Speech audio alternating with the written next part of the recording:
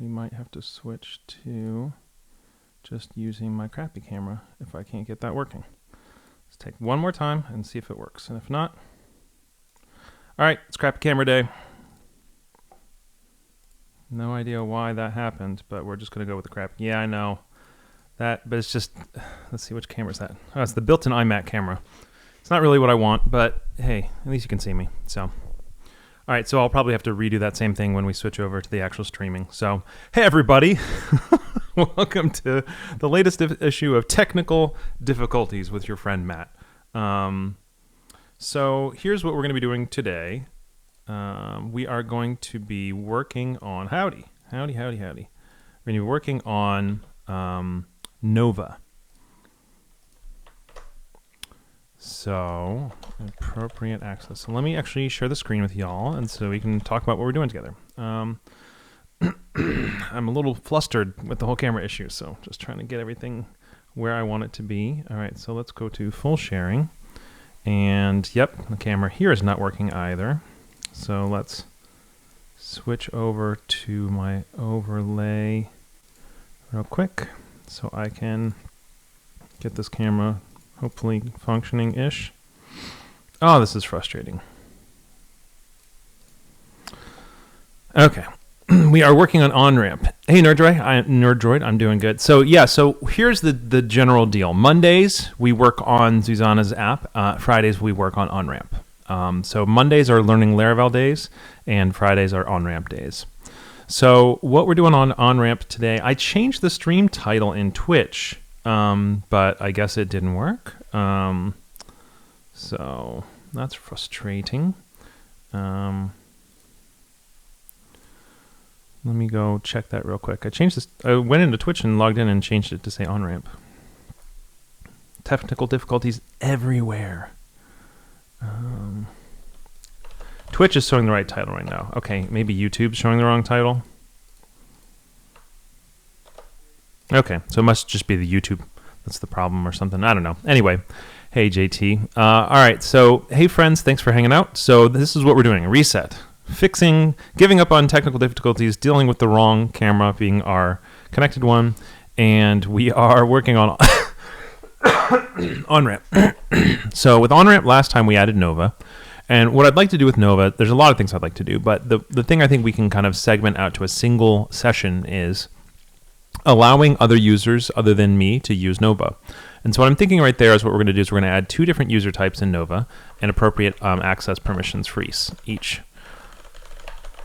And then we're going to test access controls for the 2 other user types. And then if we have free time, we're going to actually allow those user types to do interesting things. Okay, so that's what we're planning to do for today. All right, so right now, the only people who can log in are those who are gated by... I'm trying out VS Code today, so just in terms of technical difficulties, we're going to have even more technical difficulties as I learn a new IDE. So the people who can use it right now in non-local environments are me. So what we're going to end up wanting to do is do a gate that actually has something to do with people's role instead. So the interesting thing is, my guess is that because this is those who can access Nova in non-local environments, this is actually going to be hard to test locally. And I don't remember, I've done this multiple times, but I actually don't remember how I did it last time. But I kind of feel like what we're going to essentially do here is we're going to make a policy, a user policy. So let's just try ours in make policy user policy and see where that takes us. Oh, not a user policy. We want to add user, sorry, the policies would affect whether or not they can access the modules and the tracks and other users. So I guess actually we do kind of want those.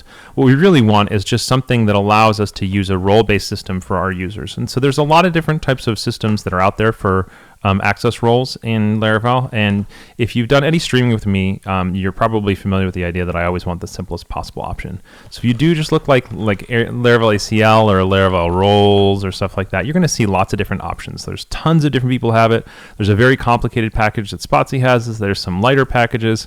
But the thing is, there's also the majority of ACL can be done, and ACL's access control can be done directly from, oh, I got it so I can see. Hey, Alex, Stanky. My AE is A with an umlaut in German, so I'm always trying to do my German umlaut noises. So what I want to do is try and use Laravel's native ACL as much as possible and not worry about it. In terms of building some big complicated system. Because really, in essence, what I'm imagining is basically our user has a new thing that's called role, a property.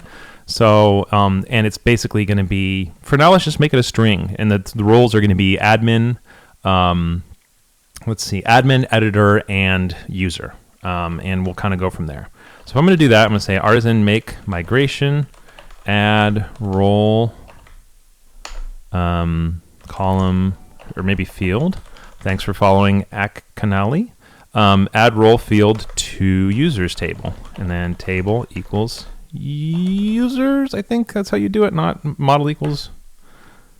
Yeah, I think that's what we want. Add role field to users table. Cool. So by passing that table equals users, we got this pre-filled, and so we had to do less work there. What are you squawking about? Oh, Tlint. I forgot I had Tlint sitting here. All right, Tlint, if you're not familiar with it, is a Titan tool that basically applies Titan's preferred coding styles or to your as hints to your IDE. So what we want to do is add a new column that right now we're just going to make it a string. You can ask me later why I don't believe in enums in MySQL. And so table drop column, and it's going to be called role. And the default will be user. Oops. And we'll probably want our user factory to factory people at various roles. All right, so it always takes me a second to remember what the best way to do a random array element, because there's three options: array random, the function, or rand, the Laravel thing, and then there's also faker has a random element. I believe this is the most consistent one because it pulls an entry if you don't have keys and values, but if you have keys and values, it pulls a value instead of a key. So I think this is where I want to default. Although, like I said, I'm still getting used to this IDE, and I have to, okay, that's the way it does it. Okay, cool. All right, so our options are admin, editor, and user. Hey, cocaine dealer one. All right. So let's see how our tests are looking. Everything's broken. Array rand must be array random. So that's user factory. Nope. Okay, cool. That's why tests are good. They tell you when you're typing the wrong thing.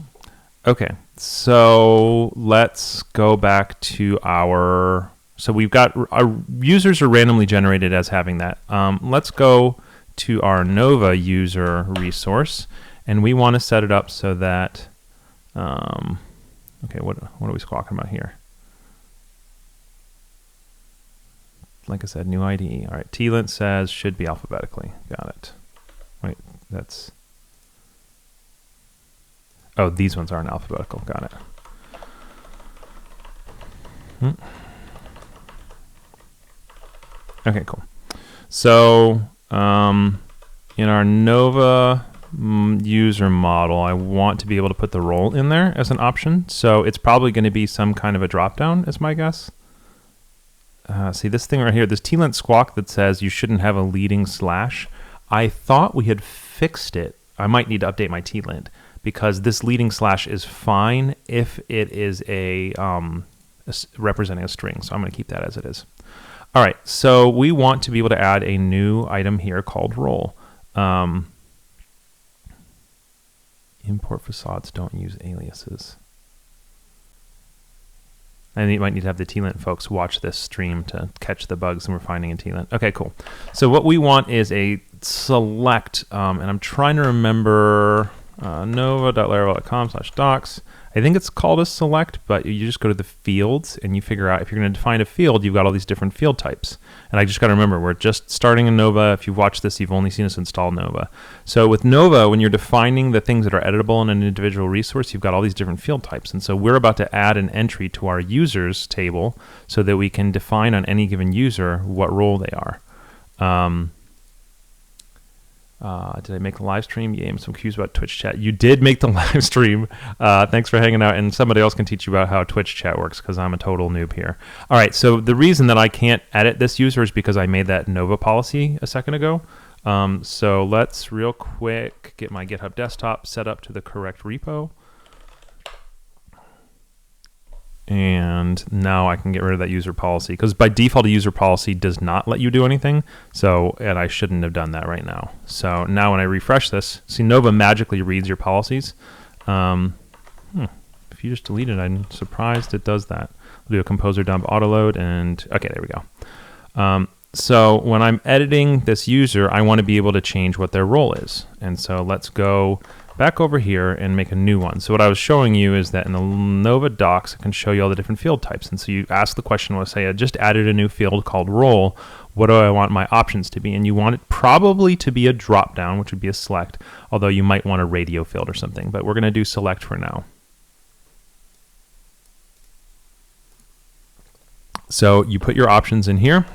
Right now, we're just hard coding these options, but I imagine eventually we'll end up making an enum class of some sort that represents our options, just like we have for other things around here. And so you've got this thing, and again, new IDE, so I've got to remember how to import things or figure out how to import things. Okay, cool. And so what do we want this thing to be named? We want it to be named role. And our options for role are admin, editor, and user. And so then the right side are the labels, and then the left side are the actual keys. So, okay, cool. So let's go back to our user editor, and look, we've got a role. Right now, this Matt Stauffer user has no role because we haven't migrated yet. So let's migrate, and now it should be a user. There you go. So the next thing we should do is boot Matt Stauffer user because users shouldn't be able to go in here, right? So let's go into our code, and I'm interested to see whether you can test who can get in through here. My guess is the easiest way would just be to make a unit test that checks the Vue Nova. The IDE is Visual Studio Code. I've been using Sublime Text for quite a while, but I've been having a lot of trouble with my Vim plugin in there to the point where it's really slowing me down, and everyone at Titan is switching over to VS Code, so I figured I'd finally give it a try. All right, so I think we can probably write tests against this gate to see who can get in. So let's see if we can do that real quick. So artisan make test Nova access test, and then Nova access tests, and then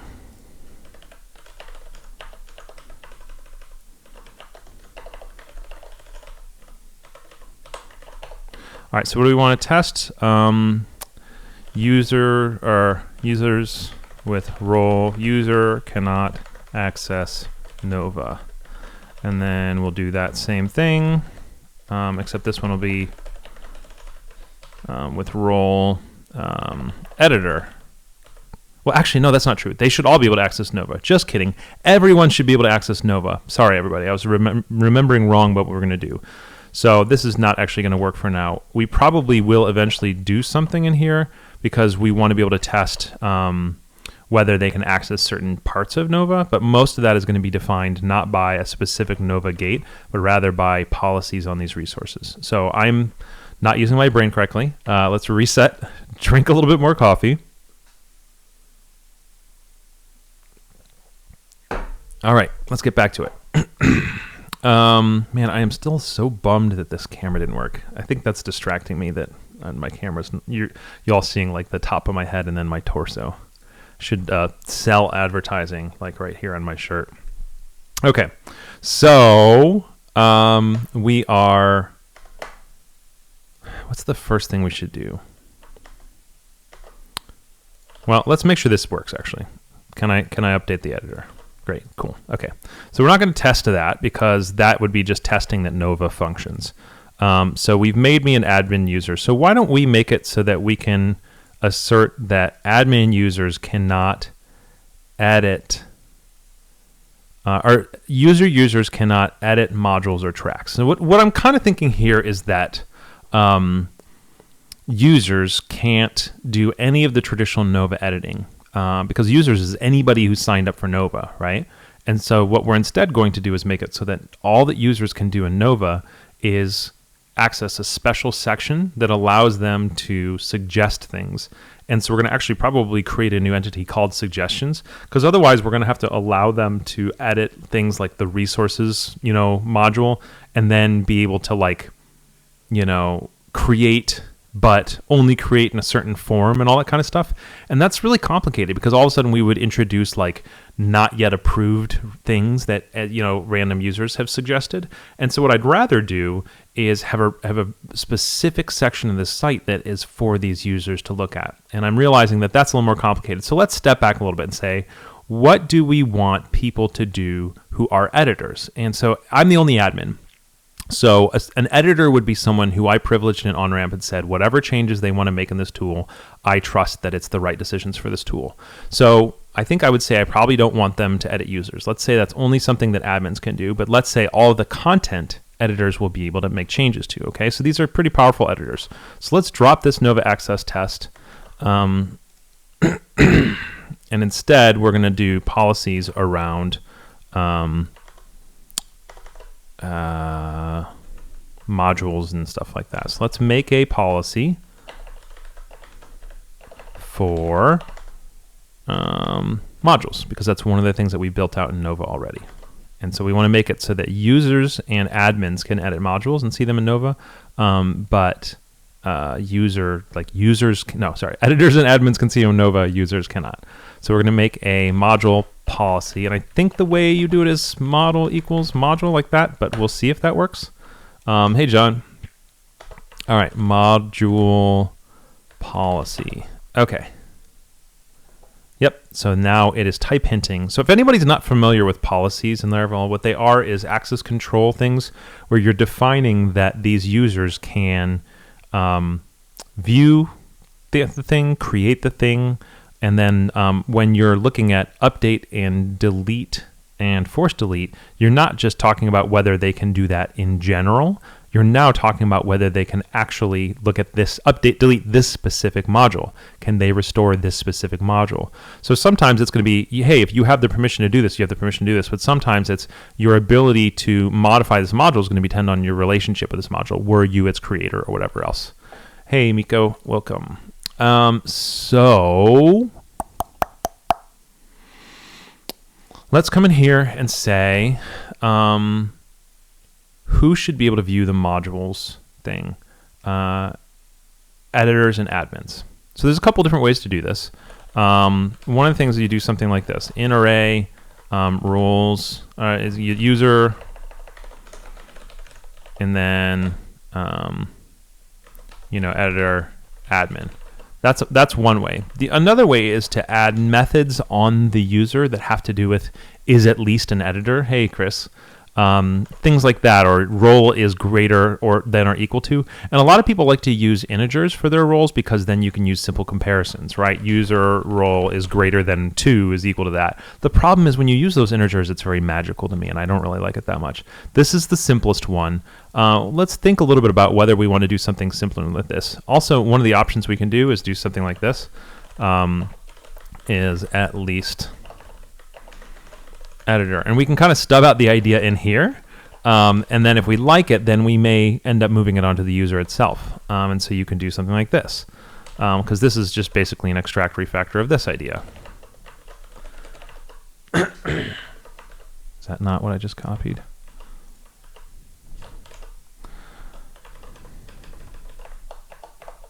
All right, so this would end up being user is at least editor user or something like that. So let's just take a look at that and see first of all. Okay, cool. So Nova honors that. And so the moment I come in here and I am a user, I can't get in that modules thing at all. So we just locked it down so that users cannot do it. That's the simplest possible thing. The interesting thing is that didn't actually change where they can do the rest of these things. And so one of the things that is common is to do a global one in policies. What is this? TLint is so... Oh, because I did a private function up top and TLint doesn't like that. So that would have gone down here. Actually, you know what? I'm okay if it's public. I don't really care. So one of the things that we could do, so there's things that you can do in policies outside of just these ones that are auto-filled. And there's like a before and an after, I think. So let's just look at the Laravel docs for policies.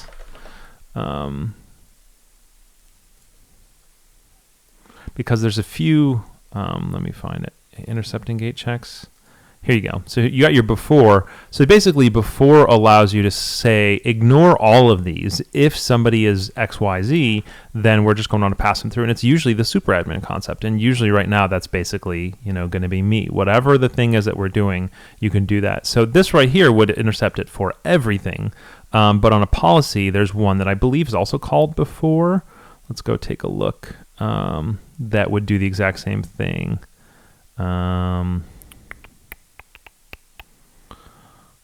Yeah, here you go. So on a policy, you can have a before method that basically, so we're going to do that because right now we're going to allow editors and admins to do everything. So we actually don't even need to worry about that on the view any because we're actually just going to turn this into the before. And so now we just basically say if the user is at least an editor, then return true. So now we don't have to write it in all of our methods. All right, cool.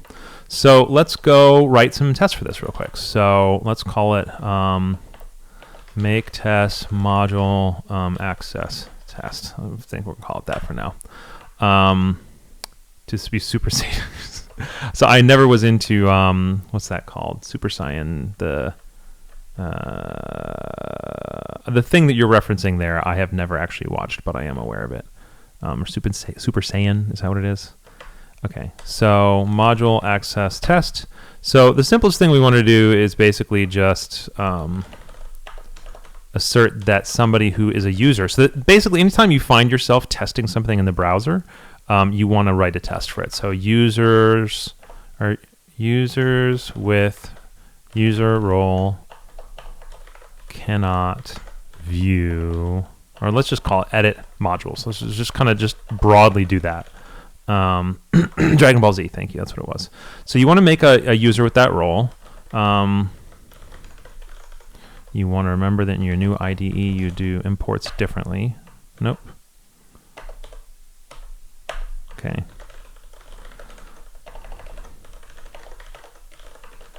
All right, so we created a user, and then we want to.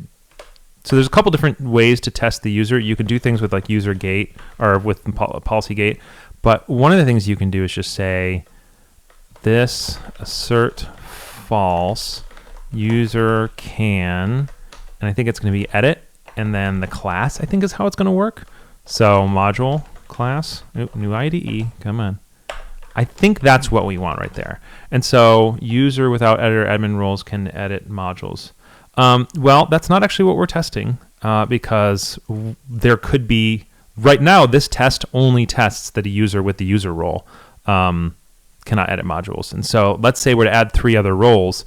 This one wouldn't be testing those 3 other roles. This one would only be testing this particular one. So you want your tests to really line up with what you're actually testing in case later you need to test something else. Okay, so let's just run this one real quick and see. All right, so that looks good. So let's see if we get the inverse here. So users with editor role can edit modules. And so we're going to search true. So yes, what I was saying earlier is that Laravel's, thanks John. So Laravel's ACL system is built in magically everywhere. And so once you define that policy, every other aspect of the rest of Laravel is going to smell that there's a policy and say, whoop, there's a policy, I'll apply it. And so that's why you get things like Nova just automatically reads the policies and boom, it's done. You don't have to think about it. And you notice the fact when earlier when I had a user policy that didn't allow me to do things, all of the little buttons that would allow me to edit those users just disappeared. It's amazing. So what we do here is that this user, every user gets a can method on it and a cannot method that allows us to test these policies. And we have to write any of this. All we had to do is write the module policy, and it's auto discovered that it's connected to the module. And so that's it. We don't even have to bind this policy. And now when I say user can for the module class, it goes and inspects this module policy and it passes it in.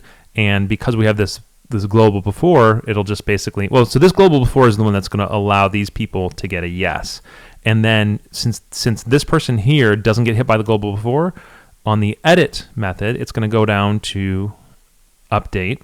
That's actually checked to make sure that we're using update instead of edit. And then it'll go here and it assumes false unless you return true. So let's actually go update instead. And I am curious whether when you're running these tests with the strings like this, because this is not how I used to do it, but people have suggested, I used to actually manually call the methods in the module policy in my tests. I wonder what happens if you just do this. And one of the nice things, actually, let's keep it, because if we do edit, this should be false too, because edit is not what we defined. We didn't define edit, we defined update. So let's see what happens when we run edit. And my guess is this one's going to be false too. So we'll just filter out the module access test. Syntax, because I made a typo somewhere. I deleted a closing brace. All right, so this is what happened. This one is a failure. Why? Because we're checking to see if you can do something, but we didn't define it. And if you don't define it, it says, no, you can't do that thing you didn't define. So what should we have defined is update, because that's what the actual policy says. Okay, so users with editor roles can edit modules. User can't update. Hey, Junaid? So this is interesting. So again, this is not how I used to write these tests. What I used to do is I would basically make a module policy, or I'd use the gate helper or something like that, but let's just, we could just say new module policy, and then I'd basically actually test the methods on there. The reason I've been told that it's better to do it this way is because this is actually going through Laravel's ACL system, which means you're going to get things like the before. So actually this does too, but yeah, so I would do, interesting. Okay.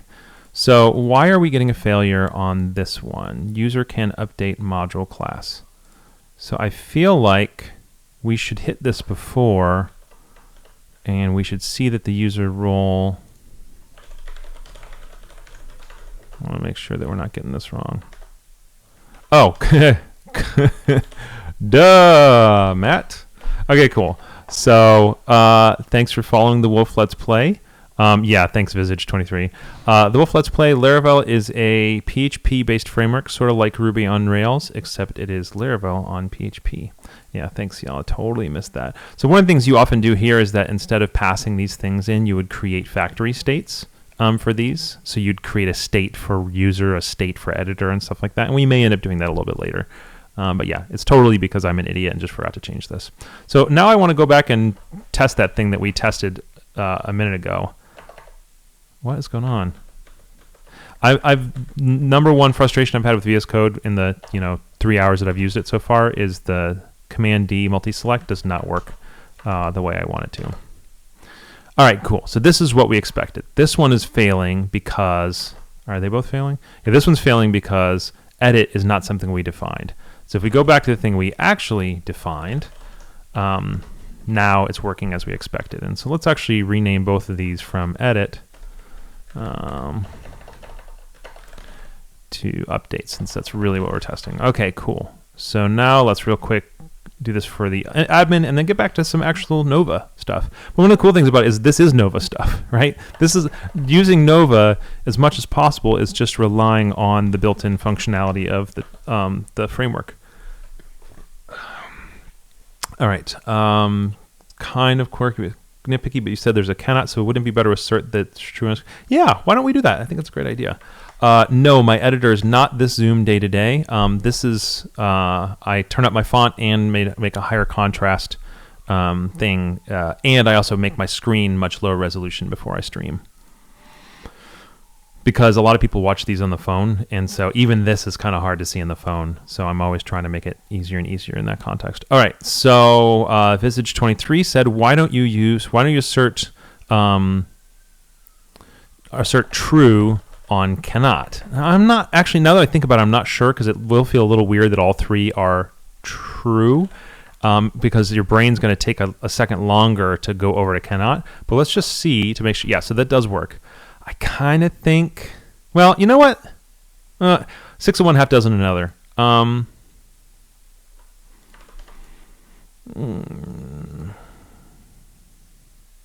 Yeah, I'm going to keep it as a false, because I think that it helps my brain just a tiny little bit that we're testing the same thing, but we're making different assertions about it.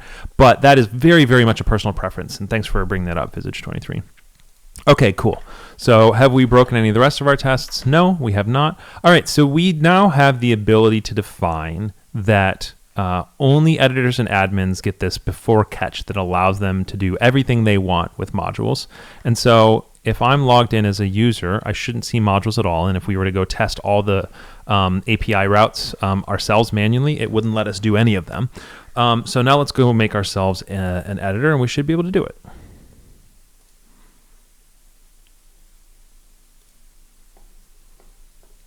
All right, so I'm an editor now, and I had to refresh because of the way it does caching. But now all of a sudden I see modules, and I go to modules, and I can make changes to the modules. Now, one interesting thing we could do is make it so that editors can't edit existing modules. They can only create new modules. So there's a lot of differentiation we can do. And I'll probably end up kind of tweaking and nuancing that as I think about who I want to make editors and what things I actually want to ask them to do. Yeah, people interpret differently. I expect true and totally a personal preference type thing. Can you extend Laravel to add assert user cannot? Yeah, certainly if you want. So there's always the question of if you're writing stuff like this, you know, like, and actually I wouldn't be surprised at all if there was like an assert can when you pass the user. But the thing is, this is so clean, right? Like people are so what I'd like to do is like use the conveniences when they really make a big difference in the readability of it. But assert false and assert true are so common. And then you say, okay, like, so you're just so used to what this means. I'm going to assert that whatever happens inside these parens is negative. And then what is it that I'm asserting false on? User can do this thing. Okay, cool. Edit any versus edit own is a common thing. Yeah, totally. And in edit any versus edit own, that would be in here. The thing is, right now, there is no own. Nobody gets to own a module. And so either you have access to see all the modules, access to edit all the modules, access to add modules, and or no access whatsoever, or maybe the ability to suggest those things. So, and really the big question here is going to be, how am I going to allow, what interesting things are we going to allow common users to do in Nova? And the primary goal for it is because right now, if you go to the OnRamp repo, almost all of the issues are about content.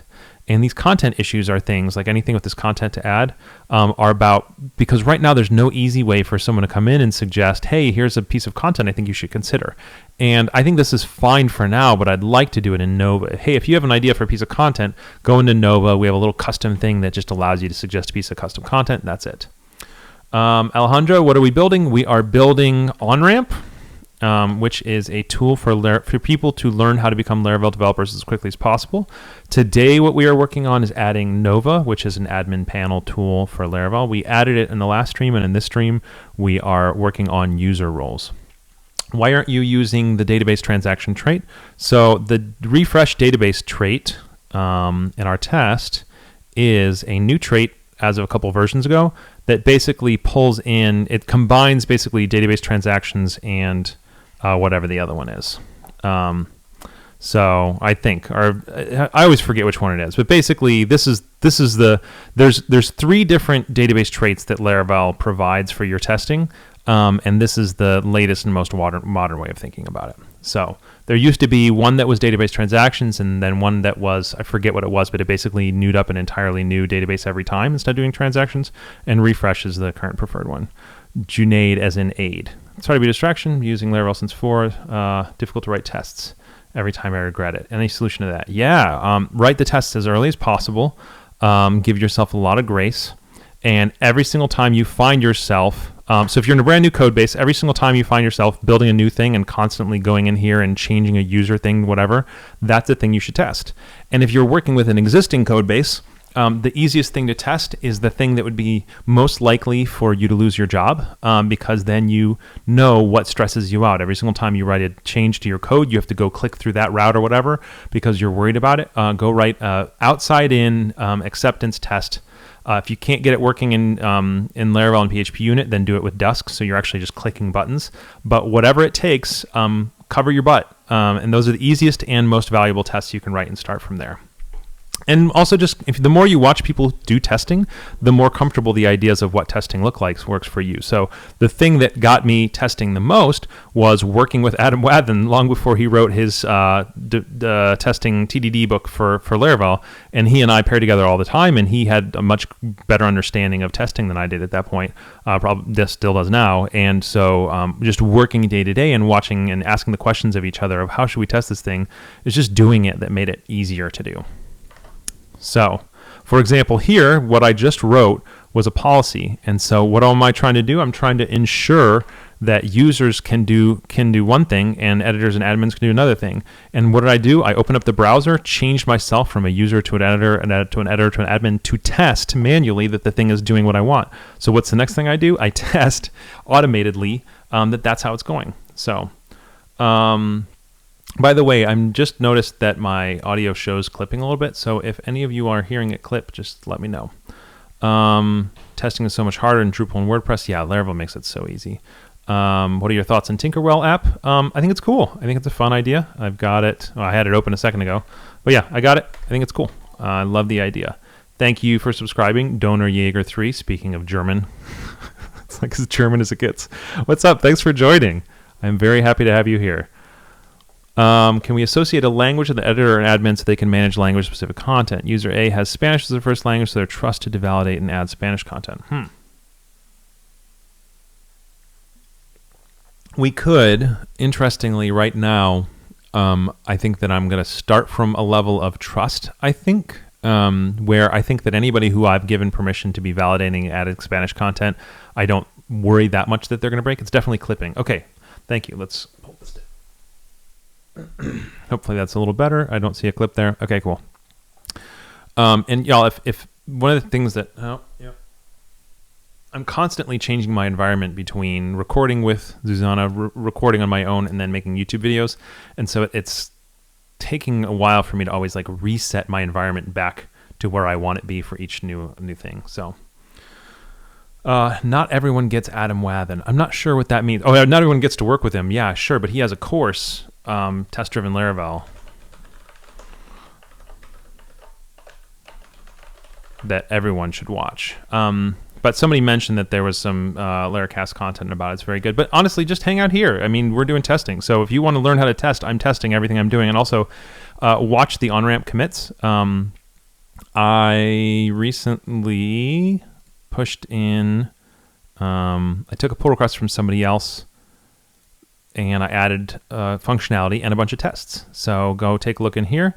And Marissa, who often hangs out on the stream, built this whole wizard concept and it introduced a lot of ideas. And so if you just go tests down here, you got some tests here. And so you can see like how I'm writing tests when I'm not streaming with y'all. And also what to-dos I'm leaving around. So Jason McCrary has a good course in testing as well. Oh, cool. I did not know that. He has a single page thing on testing that I think is really good. And I'm really glad you mentioned that. It was just like a blog post that was sort of like a book on a blog post type thing. And yeah, start here for sure. This is good. I mean, so I got to be honest, I've never read through this whole thing as someone who doesn't know testing. But I think Jason's a great guy and this looks like a pretty easy to read guide and it's free. So, all right. Thanks, Dustin. I really appreciate it. I own everything Adam has ever sold. Yeah, Adam is brilliant. Okay, cool. So let's go back to what we were doing.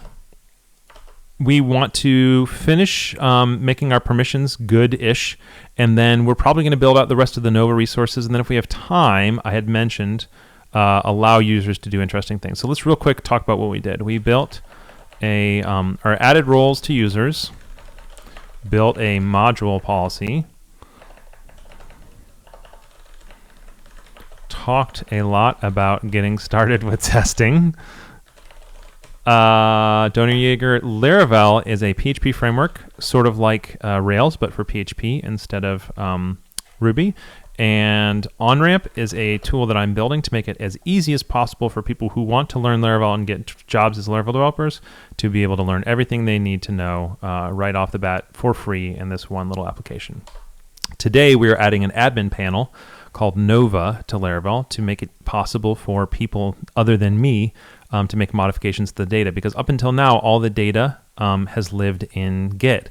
We just moved the data into databases, so now I'm the only person who can administer it, which is why we're adding Nova, so people other than me can come in and administer the data that powers OnRamp. Thanks for joining and thanks for asking. All right, so we added roles to users. We built a module policy for gating access to modules in Nova. We talked a lot about getting started with testing. So what are we going to do next? Yeah, that's the testing post. Thanks. We are going to finish doing access permissions on the things that we built, so tracks and users, and then we'll go add some more Nova resources because there's more concepts in our app other than just modules and tracks. That's just as far as we made it last week.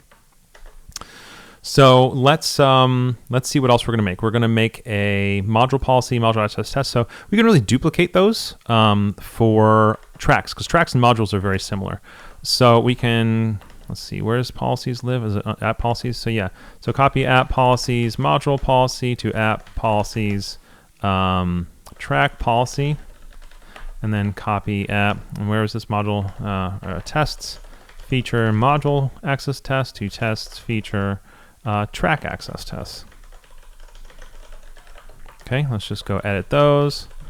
And then, oh, you know what? Remember the whole thing where I'm having trouble with VS Code and multi-select? This will present itself really strongly when I'm trying to rename a whole bunch of things, and it is now going to take forever because I can't figure out how VS Code does multi-select.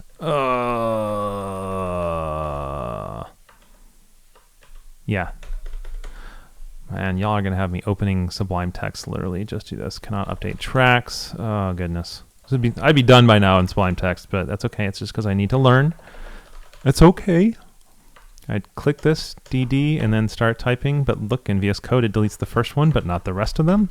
Why, you ask? I have no idea. No? Okay, now we got two of them, but not all three. All right, we're just going to give up on that. Somebody's going to teach me later, and then 17 people are going to chime in the YouTube comments about a year after I put this online telling me about how I should have handled it. Okay, track access test. Let's run the track access test. It's going to fail because we haven't done it. Track access test. Just change a binding to Command D. This is why we always crawl back to PHP Storm. So there's a ton of people at Titan who really love working with code, and I'm sure that I will figure this out. So I'm not being a hater. I'm sure that I'm going to switch to it and think it's going to be great. Control Alt down. So Command Alt. Command Alt Shift down. I hope that's not it. Let's try it. Command Alt Shift down. Okay, Command Alt Shift down. If that is a native key binding, no, that's not it. That's multi-line select, not multiple select.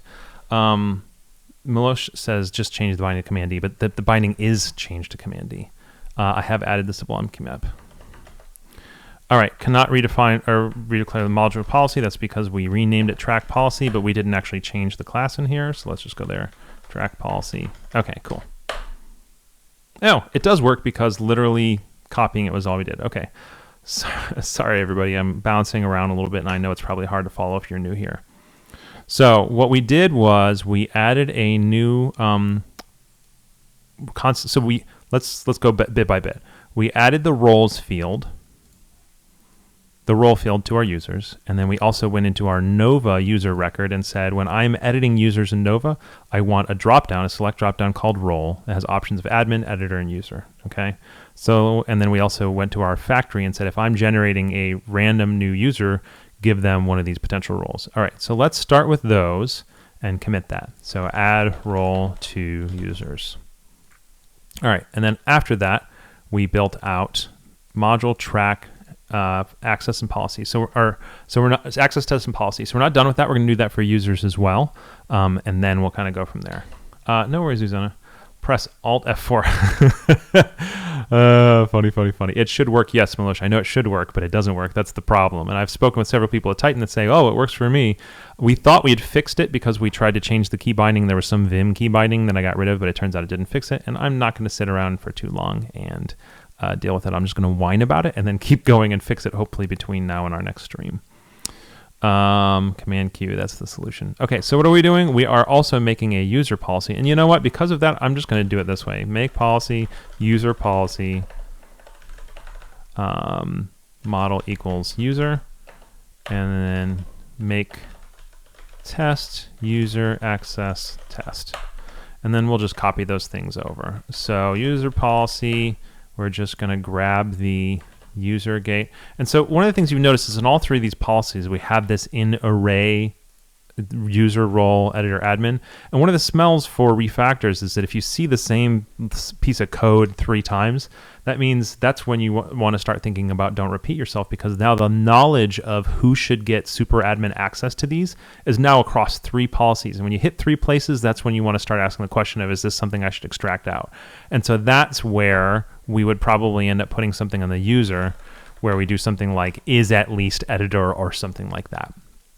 Or can edit content or something like that. So we're probably going to do that because we've now copied the same list in 3 different places, and that's a smell. Okay, so let's go over to our user access test and then our user policy, our track access test.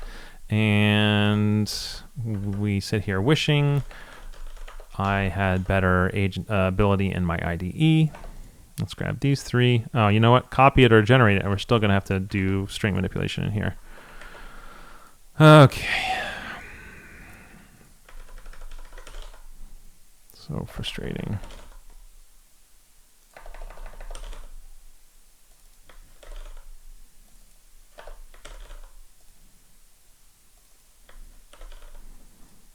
You know what? I just remembered I switched to this so I have functional Vim bindings. So I actually could just use my Vim bindings here, but too late. Okay. Assert false user can. Okay, so why are we getting squigglies under that? What am I missing here? Is this a TLint error or what?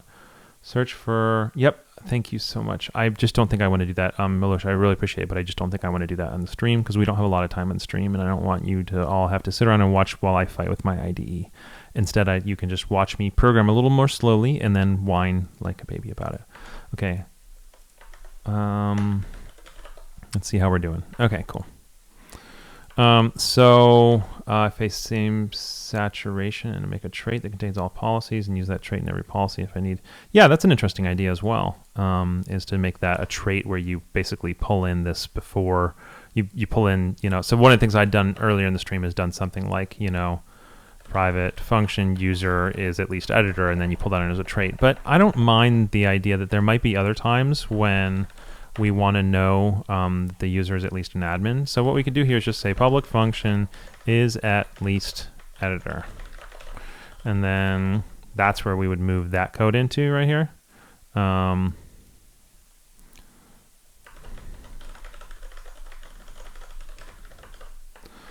have to do that in all of our policies. So you just basically do that instead. And then you remember your semicolons. No, I think I'm okay. Oh, at least admin. And I'm okay with this. It feels a little gross to have like is at least, because then that's assuming it's going to be a perfectly hierarchical growth in the move up. And what if the roles aren't perfectly aligned that way? Well, if you say is at least admin or editor, then you don't need to, because the phrase at least means at minimum. And so an admin is at least an editor, and an editor is at least an editor. And so then you could also say something like function is admin or something like that, if you wanted to. And we may build that later if we need it. We're not going to build it now. Oh, the delay. Oh, that's so frustrating. We had tried to configure my Twitch settings such that it was a really minimal delay. So sorry, anybody who gets that problem with the lag. Okay, so let's go to grab this same method, and we're going to go over to the user policy and the module policy, and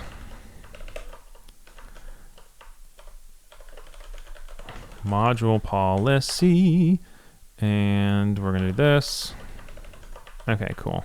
So in theory, we've now basically just built out basic, user module policy, I made a typo. Probably forgot the semicolon, yep. Okay, great. So we basically just built out basic policies and build policies and access tests for modules, tracks, and users. And they're just really dumb policies that just basically have this whole super user concept. That's all, or the editor and admin concept, I think. Okay, cool. So let's take a look at our episode notes and say, what have we done? Build a policy.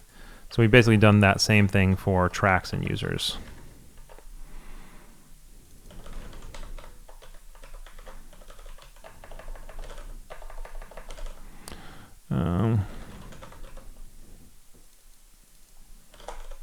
And then tested the policies we built. Okay, so we've got 20 minutes. No, wait, not 20 minutes. We got 8 minutes. Oh, I had my timeline off. So adding 2 new user types and appropriate access permissions for each. Test access controls for the 2 other user types, and then bonus, allow those user types to do interesting things. That would be kind of fun, but as we thought through it and thought about what we want to be really controlling here, I think it's more important for me to allow us to edit the rest of the resources. So in OnRamp, you've got a lot of different ideas, and I think the most interesting one for us to expose access to is terms in the glossary. So let's go make a resource for terms. So you say artisan Nova resource, I think it is. Yes, Nova resource. Artisan Nova resource. Azanox asks what keyboard I use. This is the Kinesis Advantage 2, which is the ugliest keyboard you've ever seen in your entire life, but it's also really good ergonomics.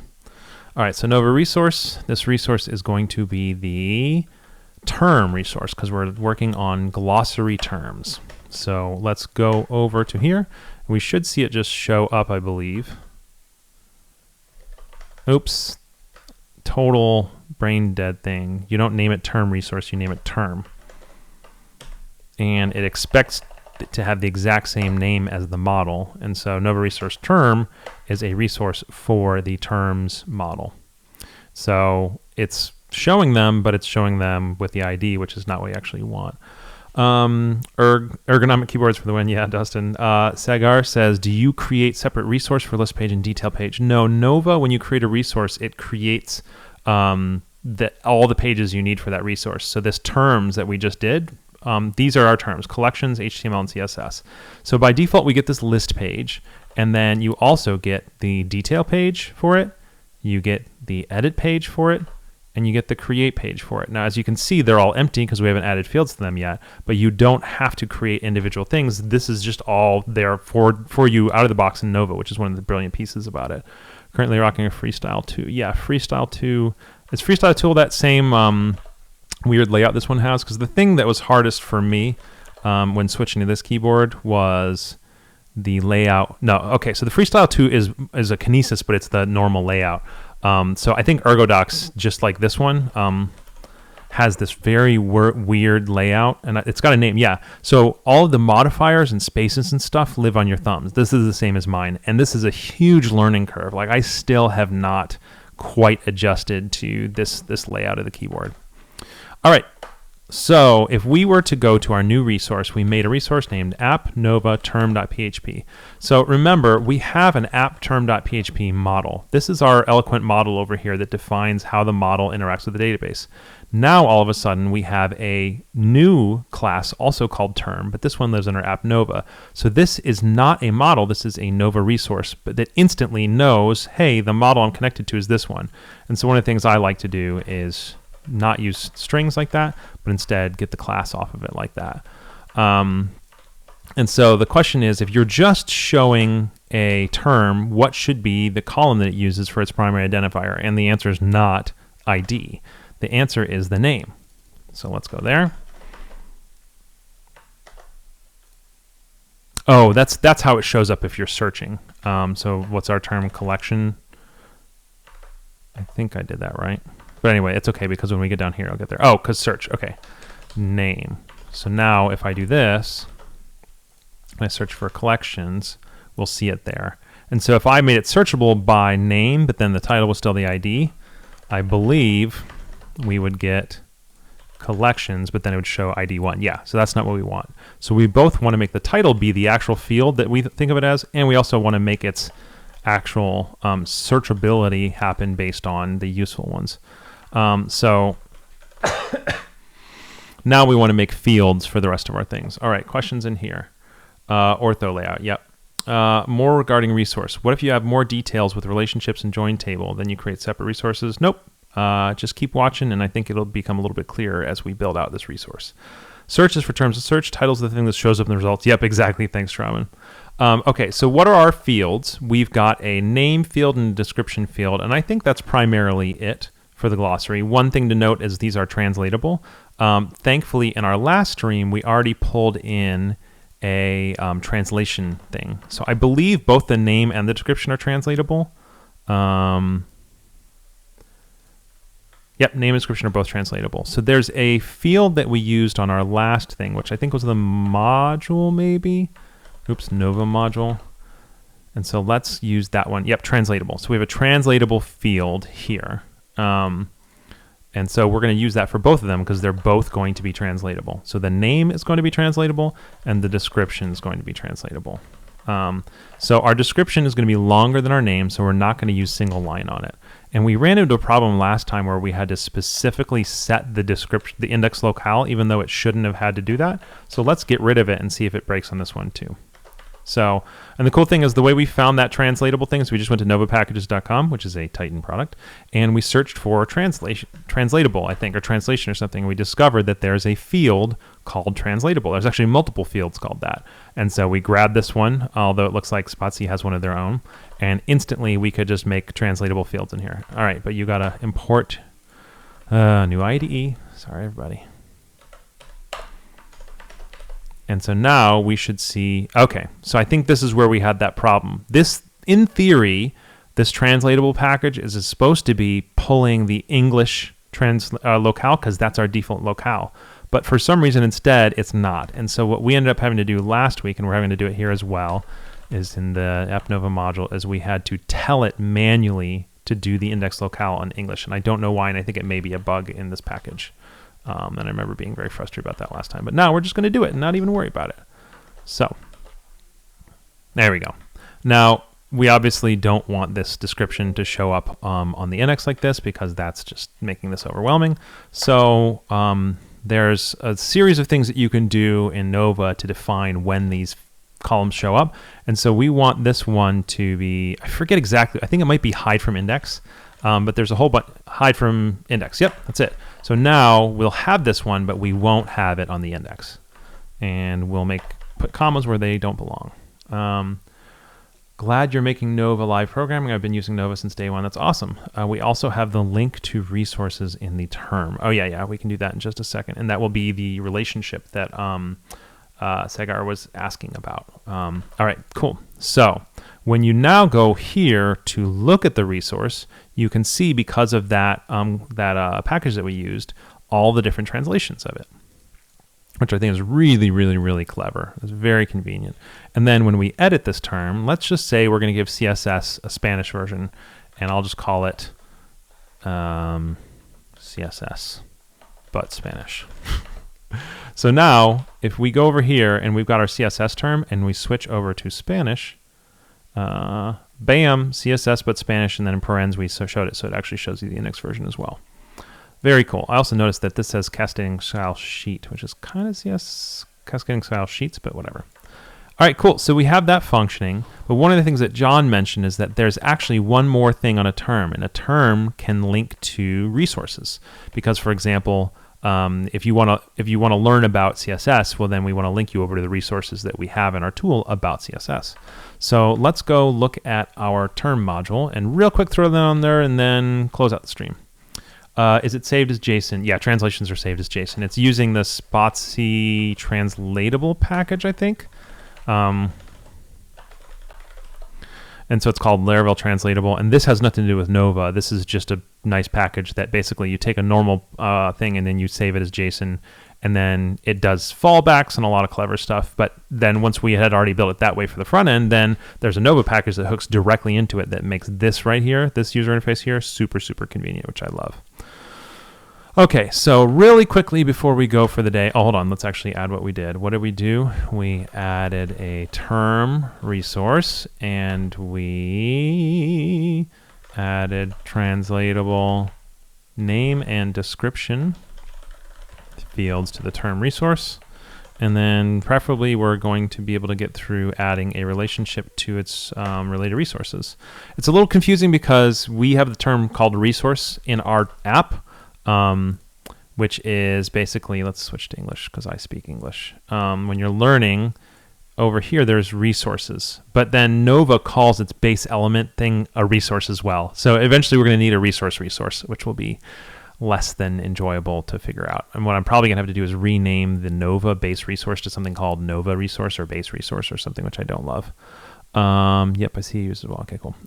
So I was going to go into our app term.php, and I was going to drag that over here, and this right here we want to see what are our, okay, so we've got a resources that is belongs to many resource. So then you want to go into Nova documentation and say I want to add a nova.laravel.com/docs, I want to add a belongs to many, and so we look for our fields and you've got a belongs to many right here. And so there's literally a field in Nova that reads this belong to many off of your model and just instantly populates it. So let's throw that in there. Resources. And then again, new IDE belongs to many. Yep. And let's see how that treats us. And then we're going to be done after this. All right, so let's go to our collections. Access to undeclared static property app Nova resource model. I wonder whether I imported the wrong one somewhere here.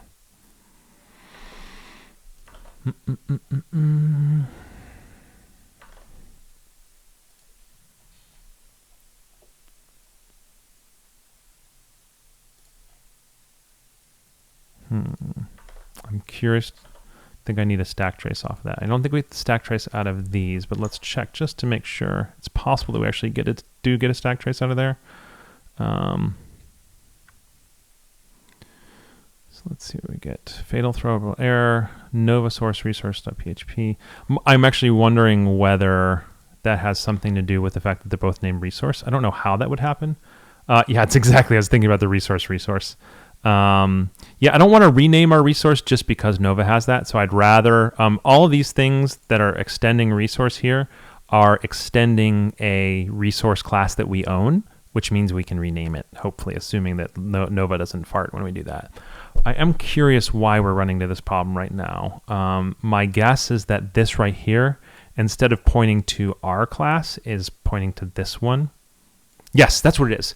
You can't do a belongs to many like this until you've actually built the Nova resource for it. So we need a Nova resource for our resource.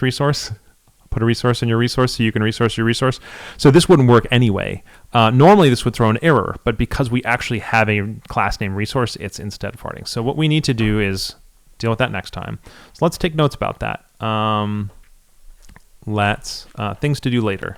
Rename Nova app/nova/resource to app/nova/base resource, and then create Nova resource, and then relate resource to modules and terms in Nova using Nova fields. Cool. Those would be our next steps. And then of course we need to build a policy and tests, access tests for terms and resources. Cool. So that's our next steps for next time. If you have questions about any of this between now and then, hit me up on Twitter at StaufferMatt, or you can go to the comments on this YouTube. I usually put the YouTube playbacks of these up about a day later. I might actually get this one out later today. You can put comments in there or hit me up on Twitter. We'll be back with this one next Friday at 11 a.m., same time. And then we'll be back next Monday at 2:45 Eastern. And Susanna and I will continue to build her family tree app, and she actually just informed me that she'd like to use graph databases. So we're going to be learning about Lighthouse and graph databases on Monday. Can you schedule a live coding video for lazy collections? Maybe. I also could potentially write a blog post about it if it's something that people really need to learn about. You can check out the gist for the apology logic. I think you'd like it. I'll take a look later. Thank you all for joining. You are all wonderful. Let's put on the outro music real quick. Do a little dance. I really wish I could hear this music. Y'all don't know how much I wish I was hearing this along with you. Same bad time, same bad channel. Thank you all so much for joining. It was a ton of pleasure, and I really appreciate y'all's contributions and questions as always.